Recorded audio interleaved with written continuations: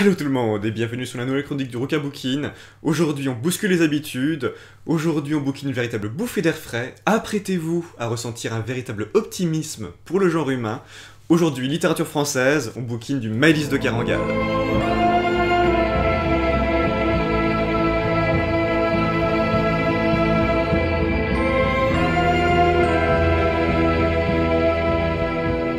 Alors vu que jusqu'à présent je n'ai fait presque que de la littérature américaine, vous demandez sans doute pourquoi la littérature française aujourd'hui. Pas vraiment, non. Eh bien je vais vous le dire. Oh mais qu'est-ce que c'est que cette photo sur ton ordi? Enfin...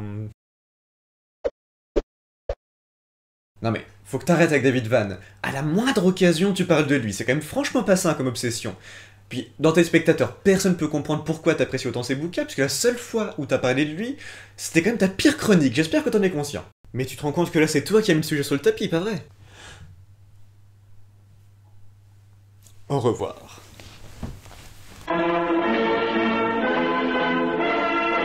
Bon, ça devient un peu n'importe quoi cette chronique.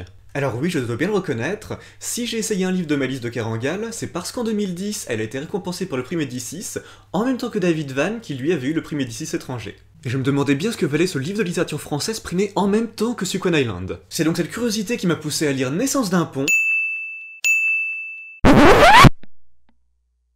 et à la lecture de ce livre, eh bien j'ai reçu ce que je préfère en littérature, c'est-à-dire une sacrée claque. Alors l'intrigue de Naissance d'un pont prend place en Californie,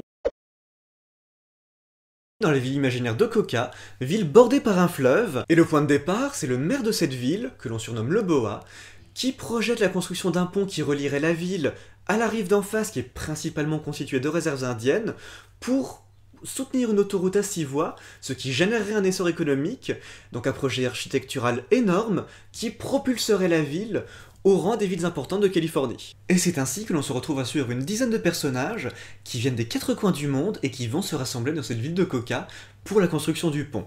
Donc ça passe de l'ouvrier de base à l'ingénieur en chef, à l'architecte, et on va suivre les liens qui vont se faire et se défaire au gré des rencontres, au rythme des aventures, entre ces différents personnages, et à mesure que le pont grandit, que le pont devient de plus en plus majestueux, on suit ces personnages qui eux aussi grandissent, qui évoluent, certains pour aller vers l'avant, d'autres au contraire qui vont se laisser détruire par les aléas de la vie. Et pour servir le récit, pour vraiment dépeindre ce carrefour de destin que représente le chantier du pont, on a le style de Maëlys de Kerangal qui est véritablement éclatant, qui est très dynamique, très moderne, on est emporté dès les premières pages, il y a un gros travail sur les sonorités, sur oui, vraiment le rythme, la rapidité de l'écriture, et un gros travail sur le jargon qui doit exister dans ce genre de milieu, qui est beaucoup matiné d'anglais, qui est très compréhensible même pour des personnes qui ne maîtriseraient pas la langue de Shakespeare, et surtout on a un message très optimiste sur la synergie qui peut exister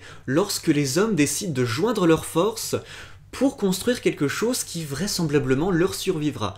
Donc un livre très agréable à lire, et surtout au message très humain, très humaniste, et agréablement universel.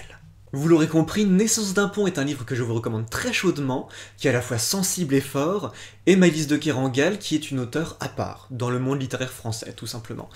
Malheureusement, je n'ai pas pris le temps de lire ses précédents livres, ou même Tangente vers l'Est qu'elle avait sorti après Naissance d'un pont. Oui, comme beaucoup de monde, il me faudrait un peu plus d'heures dans mes journées. En revanche, je me suis littéralement jeté sur sa nouveauté de janvier dernier, c'est-à-dire Réparer les vivants,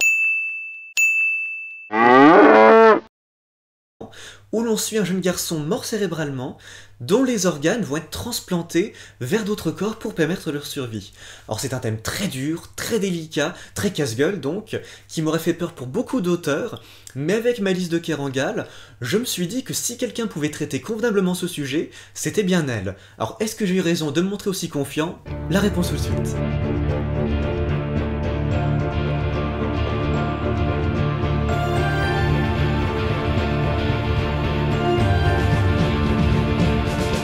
Réparer les vivants s'ouvre sur la figure centrale du livre, Simon Limbre, jeune homme d'une vingtaine d'années. Alors oui, j'avais annoncé tout à l'heure un jeune garçon, bon, c'était pas tout à fait exact, il a effectivement une vingtaine d'années. Il est un petit peu l'adolescent typique, donc il n'a pas une grande idée de ce qu'il compte faire plus tard, il se laisse un peu porter par les événements, mais il a une grande passion, le surf, passion qu'il partage avec 2 autres amis, et c'est ce qu'ils vont faire, un matin glacial à 6 h du matin, c'est du surf. C'est une introduction qui nous permet de replonger avec délice dans le style foisonnant de Maëlys de Kerangal.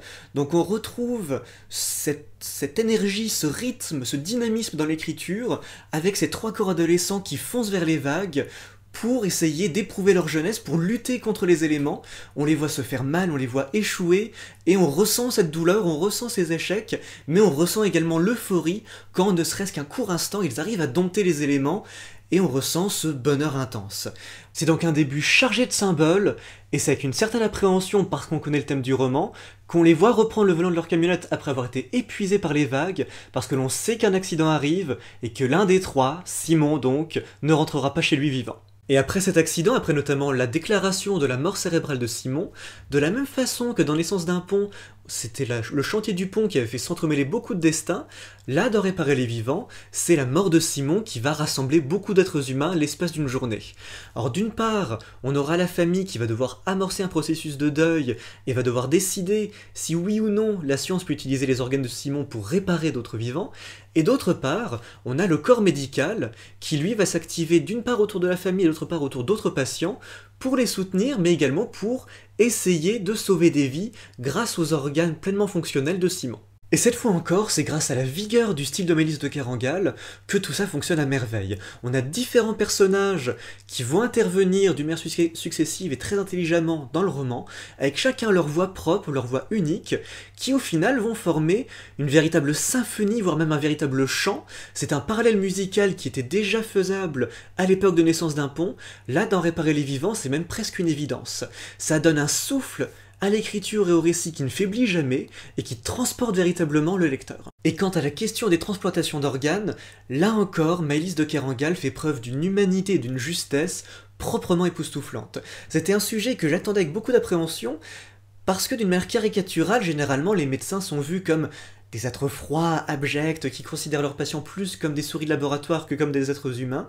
Et là, au contraire, Maëlys de Kerangal nous montre une machine médicale qui se met en branle au moment de la question de transplantation d'organes, qui pourrait écraser l'humain, mais qui est au contraire constamment en train de recadrer l'humain au centre de ses préoccupations. Donc on a des médecins qui sont effectivement gorgés d'une ambition certaine, qui ont un ego certain, mais qui, même si pour des familles dépassées par leur souffrance, pourraient paraître un peu trop cyniques, un peu trop cliniques, un peu trop froids, sont au contraire très humains et ne cherchent qu'à améliorer la vie de leurs patients. Donc rien que pour tordre le cou aux idées reçues, ce livre est juste fabuleux. Au final, à partir d'un drame absolument tragique, Maëlys de Kerangal arrive à composer une œuvre à la fois humaine et humaniste, une véritable épopée, et arrive à tisser un récit qui est à la fois intime et universel. C'est un véritable tour de force qui fait que non seulement c'est une voix écoutée, mais une voix surtout qui est à suivre. Voilà qui conclut cette chronique, j'espère qu'elle vous a plu, n'hésitez pas en attendant à partager la vidéo et à parler de la chaîne autour de vous. La prochaine fois, sans doute un retour aux éclairages artificiels, et également à la littérature américaine, avec les 12 tribus d'Ati, d'Ayanna Matisse, un texte absolument bouleversant. Allez, on se voit dans la prochaine vidéo, ciao bye!